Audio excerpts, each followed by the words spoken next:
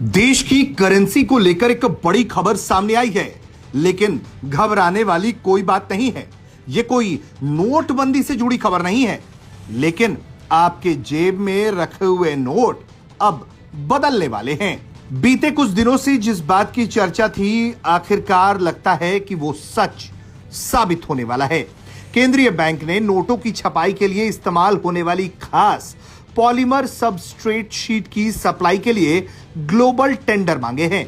अखबारों में इसके लिए बकायदा विज्ञापन जारी हुआ है, लेकिन सवाल यह है कि क्या सच में भारत में अब नोट बदलेंगे तो कैसे बदलेंगे, और क्या कागज के नोटों का दौर खत्म होने वाला है। आरबीआई के इस कदम से इतना तो साफ है कि भारत अब पॉलीमर करेंसी यानी कि प्लास्टिक नोटों की संभावनाओं को बहुत गंभीरता से देख रहा है। अभी हमारे देश में नोट खास तरह के कॉटन बेस्ड पेपर से बनते हैं, लेकिन पॉलीमर नोट एक सिंथेटिक प्लास्टिक मटेरियल से तैयार होते हैं।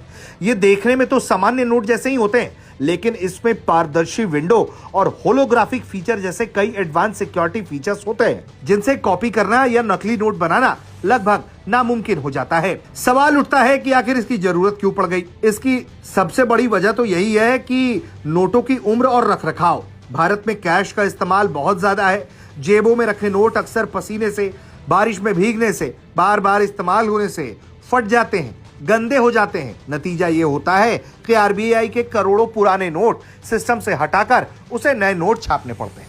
आरबीआई की ताजा एनुअल रिपोर्ट बताती है कि साल 2024-25 में नोटों की छपाई का खर्च बढ़कर करीब 6,372 करोड़ हो गया, जो बीते साल 5,101 करोड़ रुपए था।